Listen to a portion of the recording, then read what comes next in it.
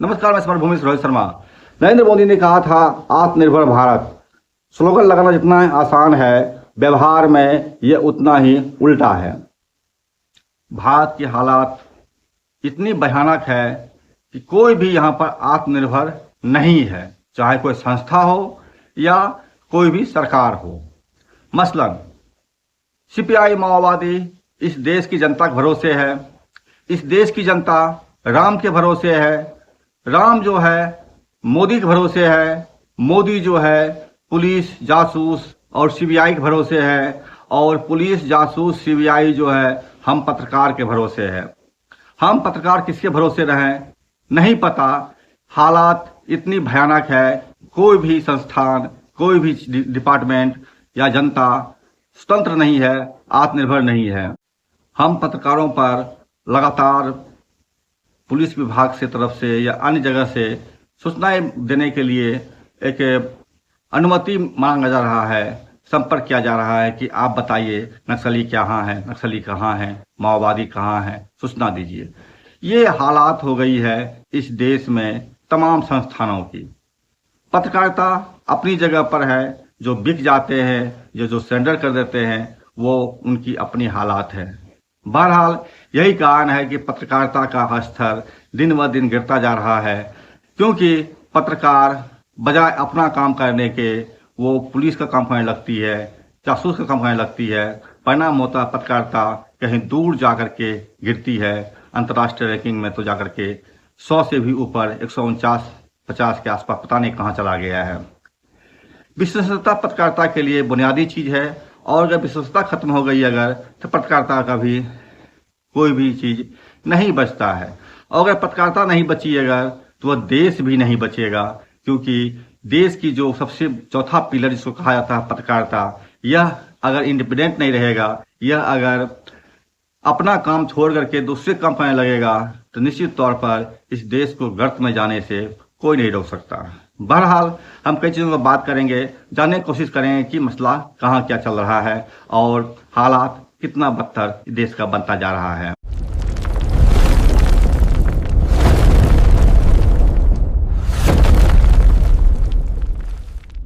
जैसा कि मैंने कहा आपको, पत्रकारिता का स्तर लगातार गिरता जा रहा है। इसका कारण यही है कि पत्रकार अपना काम नहीं कर रहे हैं, वह आत्मनिर्भर नहीं हुए। वो डिपेंडेंसी दिखाते हैं किसी अन्य संस्थाओं के ऊपर, चाहे सरकार जो भी हो, आर्थिक हो या फिर सामाजिक हो या सरकारी तंत्र का दबाव हो। पत्रकारों को अपना काम करना चाहिए, ये एक बुनियादी तथ्य है और बुनियादी तौर पर सत्य है। अब हम यहाँ आते हैं, भारत में जो हालात पैदा होता जा रहा है, इस हालात को भी माओवादी किस रूप में देख पा रहे हैं और किस रूप में इसको समझने की कोशिश कर रहे हैं। अगर हम माओवादियों की बात करें, हम अगर जैसा कि हम बता रहे हैं आपको, तो स्थिति उसकी साथ सबसे बड़ी विडंबना यह है कि जब जब इस देश में ने माओवादियों का डिमांड किया है या माओवादियों की जरूरत इस देश को पड़ी है, माओवादी पिछले कतार में नजर आए हैं या वह असहाय दिखने लगे हैं। हम बात करते हैं 72 का।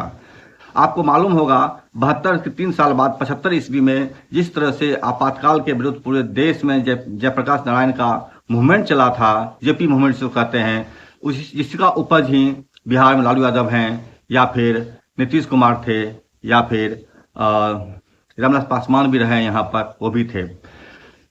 मसला बहुत ही भयानक रहा है। 72 ईस्वी से पहले माओवादी मजबूत थे। उसके प्रथम महासचिव जो थे, संस्थापक महासचिव जिसको बोलते हैं, चारू मजूमदार, उन्होंने भी नारा लगाया था कि देश आर्थिक संकट की ओर जा रहा है और 75 में इस देश में नया स्थिति पैदा होगा।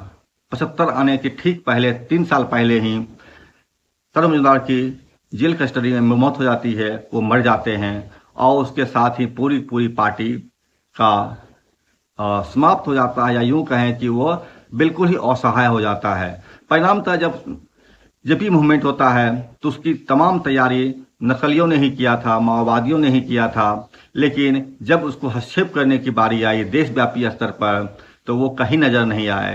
परिणामतः जेपी जैसा फासिस्ट, या यूं कहें जेपी जैसा आरएसएस का एजेंट पूरे मूवमेंट को हाइप कर लिया और सरकार को किसी और दिशा में लेकर के चला गया। हजारों लोगों ने अपनी जानें गंवाई या बहुत कुछ उन्होंने सहा या जेलों में उन्होंने यातनाएं झेली, लेकिन इसका अर्थ यही हुआ कि जो चीज़ बदलने की चीज़ थी माओवादियों का, वो नहीं कर सके, वो असमर्थ हो गए। ठीक यही स्थिति 26 में भी दिखा। 2026 में माओवादियों की जब जरूरत इस देश में सबसे अधिक रही है तो माओवादी अपने आप को सरेंडर कर लिए हैं या फिर वो असहाय हो गए हैं। माओवादी पार्टी के तौर पर सरेंडर नहीं की है, ये सत्य है, लेकिन माओवादी अभी इतनी कमजोर हालात में हो गई है कि वह किसी भी तरह का सार्थक हस्तक्षेप इस देश में करने की स्थिति में नहीं है, जबकि इस देश में सबसे अधिक जरूरत अभी माओवादियों की ही थी, जो इस देश की जनता को एक दिशा, एक निर्देशन प्रदान कर सकती थी। हम बात कर रहे हैं 14 ईस्वी में से, जब से इस देश में प्रतिक्रांति होती है, श्वेत क्रांति होती है नरेंद्र मोदी के नेतृत्व में, तब से यह देश का जो तमाम नीति नियंता है वह अमेरिका का व्हाइट हाउस बन जाता है या इजराइल का हेडक्वार्टर बन जाता है, जो मोसाद और CIA मिलकर चलाता है भारत को। यह एक स्थापित तथ्य हो गया है। यही कारण है कि भारत में जिस तरह से परंपरागत विदेश नीति भारत का था, जिसमें कि कूटनिरपेक्षता इसका महत्वपूर्ण हिस्सा था, नरेंद्र मोदी सरकार ने इस कूटनिरपेक्षता का केचुल उखाड़ के फेंक दिया और सीधे सीधे अमेरिका इजराइल कैंप में जाकर के मिल गए। परिणाम भी दिखने लगा है। जो भी भारत के साथ जुड़े हुए परंपरागत मित्र थे, चाहे ईरान हो या रशिया हो, उनके साथ भारत की दुश्मनी बन गई है। भारत सरकार ने सीधे सीधे ईरान को भी और रूस को भी अपने से दूर धकेल दिया है।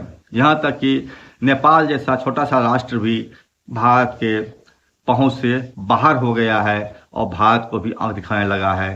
कारण यही है कि भारत की देश नीति नेपाल के लिए भी कहीं से भी हितकारी नहीं रही है, जो कि होना ही था। जिस तरह से भारत की नीति, विदेश नीति खास करके अमेरिका और इजराइल के ऊपर डिपेंडेंसी हो गया है, यूं कहें भारत की तमाम नीतियां जब से अमेरिका और इजराइल के हेडक्वार्टर में बनने लगा है, CIA मोसाद नियंत्रित करना शुरू कर दिया है, तब से भारत की हालात बद से बदतर होती चली जा रही है। नोटबंदी आपको ख्याल होगा, नोटबंदी के बाद निर्णय भी अमेरिका के व्हाइट हाउस में हुआ था। कहने को तो भारत आजाद मुल्क है, लेकिन नरेंद्र मोदी की सरकार ने दिखा दिया 10 सालों 12 सालों में कि भारत दरअसल गुलामी की ओर जा चुका है। भारत अब 26 में गुलाम बन चुका है। गुलामी के सबसे राह में सबसे बड़ा जो रोड़ा था भाजपा के लिए या RSS के लिए, वो था माओवादी, जिसको कि उन्होंने सरेआम काट करके फेंक दिया या फिर सरेंडर करा दिया। बहुत बड़े हिस्से को पार्टी सरेंडर नहीं करी, इसका टेक्निकल कारण भी है और कई हद तक जो है इसके लिए भी अमित शाह ही जवाबदेह हैं। अगर अमित शाह बासवराज की हत्या ना किए होते अगर, तो निश्चित तौर पर पार्टी भी कुछ स्थिति में जा सकती थी या सरेंडर होने की दिशा में कदम बढ़ा सकती थी। लेकिन बासवराज की मौत ने इस पर पक्की क्या बोलते हैं उसको आप, अंतिम कील ठोक दिया कि माओवादी सरेंडर कर ही नहीं सकते, अब चाह करके भी सरेंडर नहीं कर सकते, जिस चीज को देव जी ने बार बार कहा है, जो कि CPI माओवादी के कथित तौर पर महासचिव माने जा रहे थे। बहरहाल स्थिति इतनी बदतर हो गई है कि जब से अब लगातार भारत की अर्थव्यवस्था खत्म हो गया है। यही 10 दिन पहले जब बंगाल में चुनाव चल रहा था, 4 मई के पहले तक सब कुछ चंगा था, चंगासी। नरेंद्र मोदी का ये आदर्श वाक्य है, हर चीज चंगा था। लेकिन जो ही चुनाव परिणाम आया उसके बाद से साफ हो गया कि देश चंगा नहीं, असल में देश नंगा हो गया है। अब अमित शाह या क्यों कहें नरेंद्र मोदी ने खुलेआम तौर पर कहा है कि इस देश के लोगों को चलना नहीं है, विदेश नहीं जाना है, तेल का चाहे खाद्य तेल हो या फिर गाड़ी चलाने वाला तेल हो यूज नहीं करना है या कम करना है, सोना नहीं खरीदना है और इसी तरीके का बहुत सा चीज वो बोल करके चले गए विदेश में टूर करने। बल्कि यूं कहें उसके पहले भारत में बहुत विशाल रोड शो किए थे, जिसमें लाखों करोड़ रुपया वो खर्च करते हैं। देशवासियों को विदेश न जाने का हिदायत देकर के खुद विदेश जाने की तैयारी कर रहे हैं 5 दिन के लिए, और UAE जैसा जो कि अमेरिकी कैंप का ही एक हिस्सा है, उसमें जाकर के वहां पर घूम रहे हैं।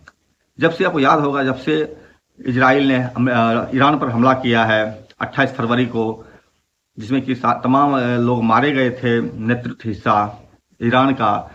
उस दौर में भी नरेंद्र मोदी इजराइल में मौजूद थे, जो कि भारत की परंपरागत विदेश नीति के ठीक उलट है। परिणामतः ईरान ने तेल देना बंद कर दिया, या यूं कहें भारत ने उससे तेल लेना बंद कर दिया। और अभी रसिया से जहाज एक क्रूड ऑयल लेकर के जो आ रहा था, उसको भारत ने लेने से इनकार कर दिया। परिणामतः वह जहाज जो है समुद्र में अटक गया। ईरान से आता हुआ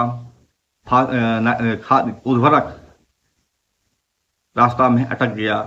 मोदी ने कहा कि हम नहीं लेंगे, क्योंकि अमेरिका ने मना किया है। आखिर एक चीज तो साबित हो गया है कि भारत स्वतंत्र नहीं है, भारत एक आजाद मुल्क नहीं है, और भारत का तमाम नीति जो है अमेरिका और इजराइल के पास साथ बनता है, या यूं कहें CIA और मोसाद इस देश को चला रहा है। ये हालात इस देश की बन गई है। अब यह भी कहा जा सकता है कि जी हालत बनने जा रही है, वह भारत को और पीछे धकेलता हुआ कहीं पाषाण युग में ले जाने का न पहुंचा दिया जाए। ये तमाम तैयारी चल रही है। भाजपा RSS जो चाहती थी मनुस्मृति, वो तो एक बहुत बात की बात हो गई है, बल्कि यूं कहें कि उससे पीछे काट जाने की तैयारी हो चुकी है। गैस की समाप्ति हो गई है देश के अंदर में, सिलेंडर मिलना बंद हो गया है। अधिकांश चीजें जो है कोयला, लकड़ी या गोईठा पर आकर के टिक गया है, जहां से आज भारत 50 साल पहले था। ये मौजूदा हालात है। इन दौर में सबसे मजबूत हस्तक्षेप जो कर सकते थे वो CPI माओवादी था। CPI माओवादी को इस वक्त सबसे अधिक जरूरत था इस देश की जनता को, कि वह इस देश की जनता को दिशा दे, बताए कि करना क्या है और किस तरह से समस्याओं से निजात मिल सकती है। हालात इतनी बदतर है, CPI माओवादी आज खुद अपने अस्तित्व के लिए लड़ रहा है। उसके एकमात्र पॉलिट ब्यूरो मेंबर जिंदा बचे हैं या फिर कार्यरत हैं, जो मिसिर मिश्रा हैं, और वो लड़ रहे हैं। पता नहीं कब तक लड़ेंगे। अफवाहों का दौर गर्म है। भारत की कोई भी संस्था स्वतंत्र नहीं है, चाहे वो कोई भी तंत्र हो, या पत्रकारिता हो, या फिर चौथे तंत्र जो भी है, न्यायपालिका हो या फिर व्यवस्थापिका हो या पुलिस विभाग हो। ये तमाम चीजें जो है कहीं से स्वतंत्र नहीं है, और इसका परिणाम इस रूप में सामने निकल आ रहा है कि भारत जिस आज़ादी को हासिल किया था 1947 ईस्वी में, उस आज़ादी को खो करके एक बार फिर अमेरिका के गुलाम हो गया है। ये बात अब पूरी तरह से स्थापित हो चुका है। हालात भयानक है और भयानक होने की दिशा में जा रहा है। सवाल यह नहीं है कि हम हालात को समझें, सवाल यह है कि हम हालात को कैसे बदलें। इस पर विमर्श होने की जरूरत है। कांग्रेस का एक अपना अलग स्टैंड है और CPI माओवादी का भी अपना एक अलग स्टैंड है। दोनों ही अपने अपने स्टैंड पर अड़े हुए हैं, और भाजपा के खिलाफ, या फिर भाजपा ने जो देश को अमेरिका का गुलाम बना दिया है, चाहे जिस कारण से बनाया हो, उसका असर अब देश की जनता पर पड़ने लगा है। युद्ध भले इजराइल और ईरान के बीच हो, अमेरिका या रूस के बीच हो, लेकिन अब इसका जो असर है भारत पर पड़ने लगा है। मुझे कभी कभी लगता है कहीं ऐसा ना हो जिस तरह से नरेंद्र मोदी सरकार ने भारत को अमेरिका इजराइल कैंप में जाकर के शामिल करा दिया है, उस युद्ध में अपने आप को झोंकने की कोशिश किया है, बल्कि इजराइल के लिए जो ड्रोन तैयार होता है वो भारत में तैयार होने लगा है। तो कहीं ऐसा तो ना हो कि भारत उन मिसाइलों के झोंके में आ जाए जो मिसाइल अब तक भारत के लिए बनी ही नहीं थी। मसलन आप देख पा रहे हैं मध्य पूर्व में जिस तरह से ईरान ने साफ तौर पर कहा है, जो कोई जमीन जिस किसी का जमीन भी हमारे देश के खिलाफ इस्तेमाल होगा, हम उसको शत्रु राष्ट्र रूप में गिनती करेंगे। भारत का जमीन भी कहीं लगता है अमेरिका और इजराइल के दबाव में ईरान के खिलाफ इस्तेमाल हो सकता है या हो रहा है। तो निश्चित तौर पर यकीन मानिए कि जो मिसाइलें अब तक भारत नहीं पहुंची थी, वो मिसाइलें भारत पर भी गिरने लगेगा। ऑपरेशन सिंदूर ने दिखा दिया है कि भारत की स्थिति युद्ध के क्षेत्र में भी बहुत ही कमजोर है। पाकिस्तान जैसा छोटा सा मुल्क भारत को घुटनों पर ला दिया था ऑपरेशन सिंदूर के दरमियान में, और जैसा कि लगभग दर्जनों बार राष्ट्रपति ट्रंप ने कहा था कि हमने सीज फायर कराया है पाकिस्तान को कह करके।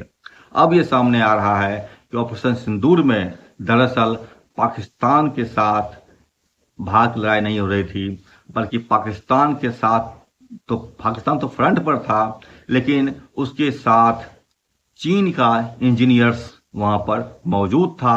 और भारत का जो राफेल विमान, जिसको कि बहुत प्रचार प्रसार कर करके जो नरेंद्र मोदी ने मंगवाया था देश के अंदर में भारी घपले घोटाले हंगामे के बीच में, वह फिसड्डी साबित हुआ। हम पाकिस्तानियों ने चीन के इंजीनियरों के सहयोग से उसे भी मार गिराया।